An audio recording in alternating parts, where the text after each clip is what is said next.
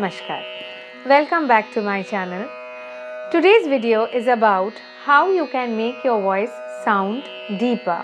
That is, how you can make a voice which has some kind of a weight. While singing, if we look into the variety of voices all around us, we will find that there are some who have a deeper voice while some have a very sharp voice. Now, most of the time, those who have a sharper voice, what happens is, when they try to sing the notes of the higher octave or the higher notes, the sharpness of the voice tends to make it sound shrill at times. Now, those of us who have a sharper voice, what happens is, when we try to sing the notes of the higher octave or the higher notes, what happens is, our voice, it tends to sound very sharp. At times, it also becomes quite shrill.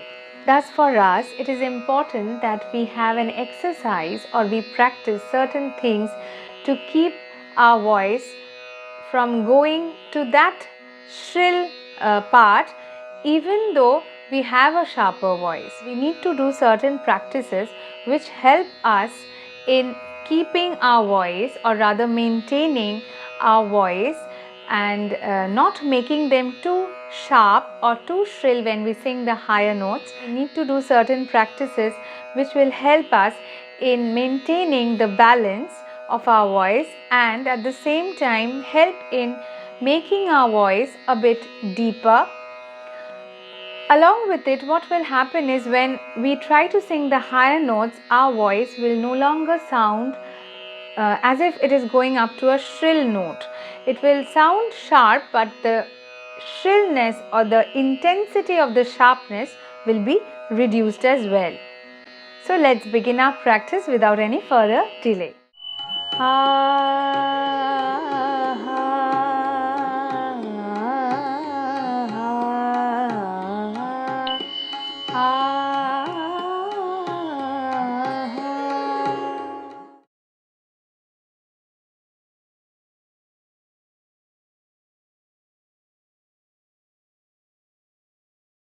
The first practice that we need to do every day is the practice of the Mandra Saptak.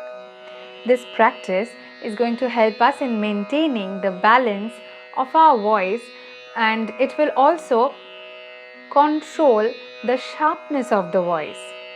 It is actually an exercise of this Adam's apple that we have here, and it helps in maintaining the deeper tones of the voice. So, if I give you an example, the practice will be something like this. Sa ni dha pa ma pa dha ni sa. This is the Mandra Saptak. Now, if your voice, or if you can go up to ma, you go up to ma. If you can go up to pa, you go up to pa. Stretch your voice as long as you can or as far as you can. What is the Mandra Saptak? The Mandra Saptak is the lower octave. That is Sa Ni Dha Pa Ma Ga Ma Pa Dha Ni Sa. I have sung till Ga. It can be that you cannot go up to Ga.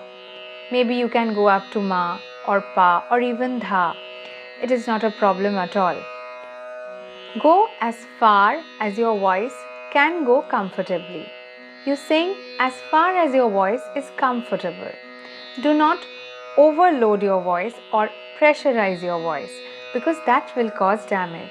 If you keep on practicing, what will happen is, if the practice is daily or the practice is continuous, your voice will automatically go up to the next note, because it is going to get that idea, it is going to get that impression of that next note. So with practice, you try to stretch your reach, but do not pressurize your voice on the first go. So, what is the Mandra Saptak? Sa ni dha pa ma ga ga ma pa dha ni sa. Now, we are not going to practice this in a fast pace. The most important feature of practicing for getting a deeper tone is slow practice. If you notice, when we try to speak very fast, what happens is our pitch becomes sharper. You can try it yourself. When we are talking to someone in a hurry, what happens is we tend to go to a shriller voice. But when we take some time and when we talk slowly, what happens is we actually intensify the meaning of each and every word, and hence what happens is the depth of the voice also gets added. So when you sing a note, try to maintain that depth of the note and keep singing or keep practicing each and every note for a longer time. It is actually the slow practice that helps in maintaining the deeper tone of the voice. So when we sing the Mandra Saptak, how are we going to sing that?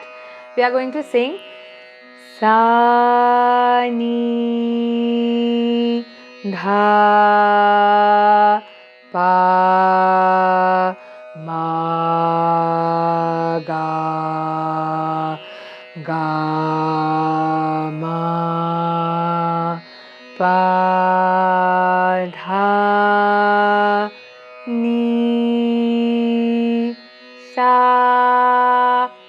If this practice we do like Sa Ni Da Ba Ma Ga Ma Pa Da Ni, Sa Ni Da Ba Ma Ga Ma Pa Da Ni, Sa Ni Da Ba Ma Ga Ma Pa Da Ni, you see automatically the depth of each and every note is being reduced. In order to get a deeper voice, it is important that we hold each and every note for a longer time and practice them with the depth of our voice. Sa Ni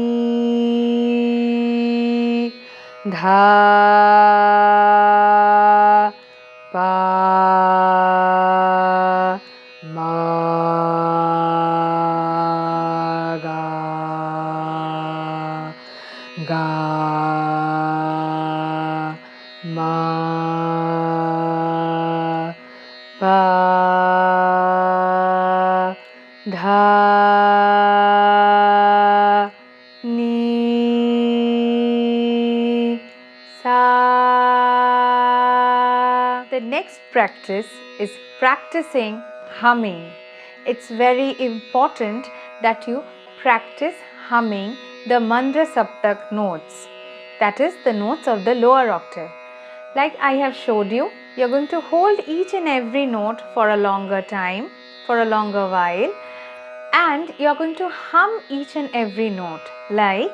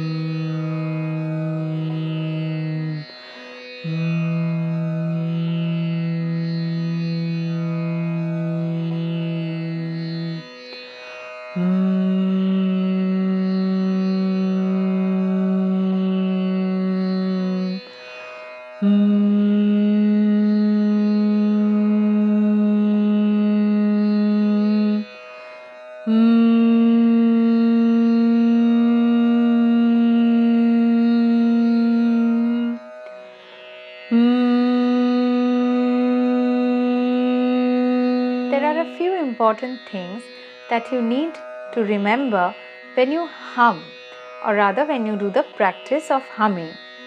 What is it? It is that when you hum, the first thing you're going to do is you're going to take longer breaths. You're going to breathe in quite a lot of air. Something like this. You're going to breathe in a way that your stomach gets pulled inside. And when you're singing or when you're humming the note, you're exhaling. The entire air that your lungs is filled with, you're going to hum that out in that particular note. Say for example, if I take the note sa, sa, this is the note. So when I hum the note sa, I'm going to do it like this.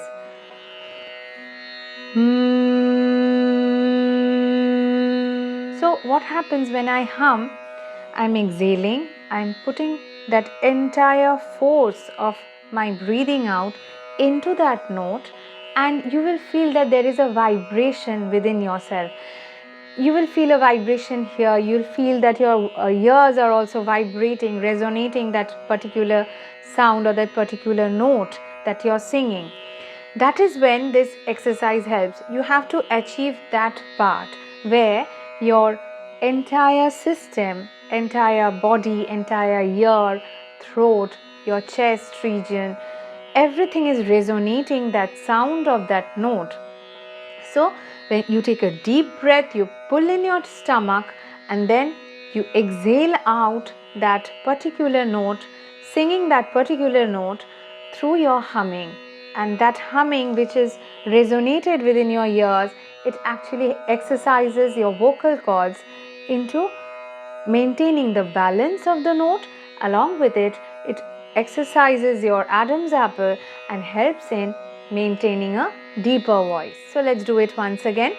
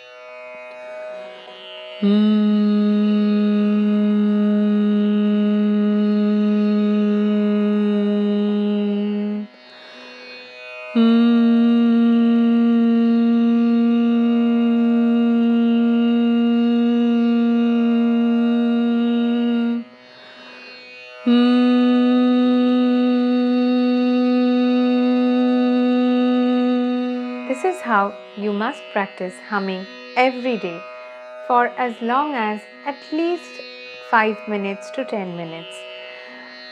You can take short breaks. You can take a break. How will you take that break? That is very important. It's not that you keep mute or you stop singing when you take a break. How do you take a break? You take a break like, suppose I have done this humming for about 3 to 4 times or maybe 5 times. Then what do I do?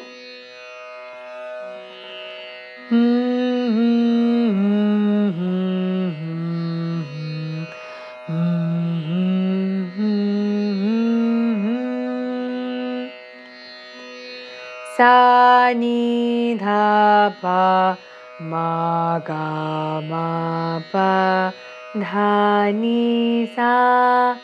Sa ni dha pa ma ga ma pa dha ni sa ni dha pa ma ga ma pa dha ni sa. Sa ni dha pa ma ga ma pa dha ni sa. Sa ni dha pa ma ga ma pa dha ni sa ni dha pa ma ga ma pa dha ni sa. This is how you should take a break. When you take a break, do not keep mute or keep mum or just sit idle, because if you give a long time of gap after you practice that entire intense vibration within yourself, what will happen is your body is going to go into a state of calmness, and once again when you begin that practice, you will feel that you are again going back to that same point from where you have begun. So what you need to do is, when you practice for about 5 times or maybe 3 to 4 times, whichever is comfortable for you, go for a lighter version of the same practice. Just do not do that deeper, intense vibration. Sing it in notes, or maybe just hum lightly.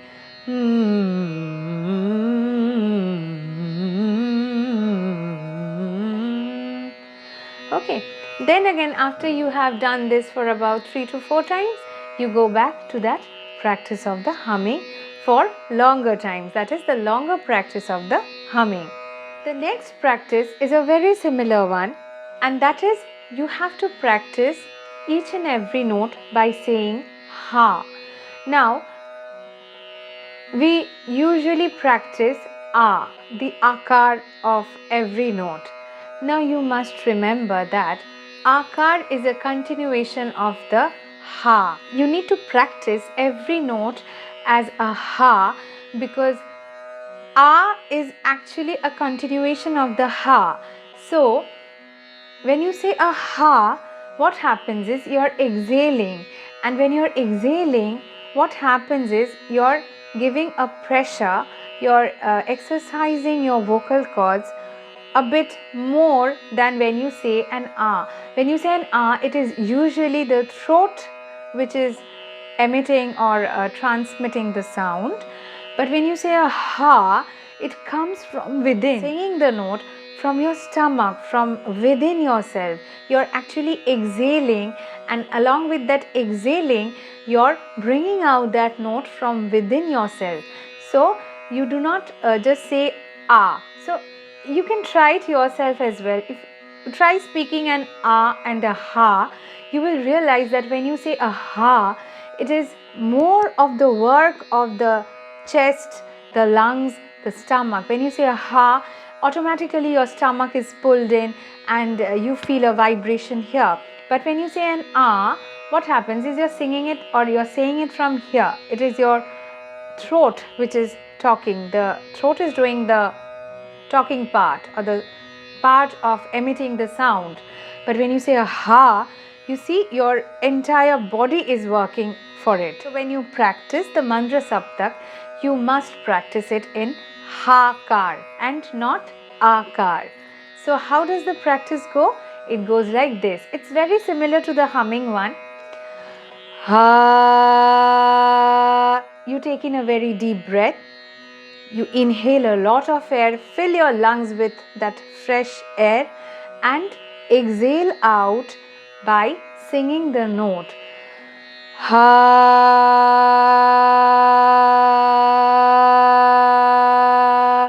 ha,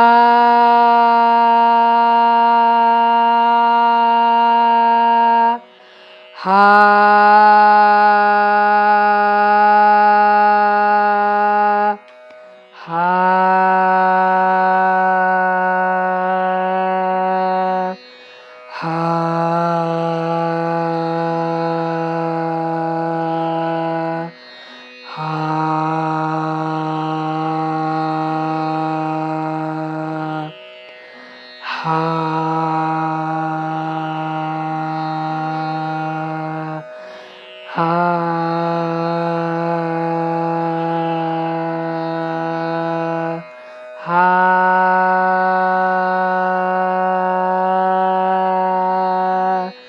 ha,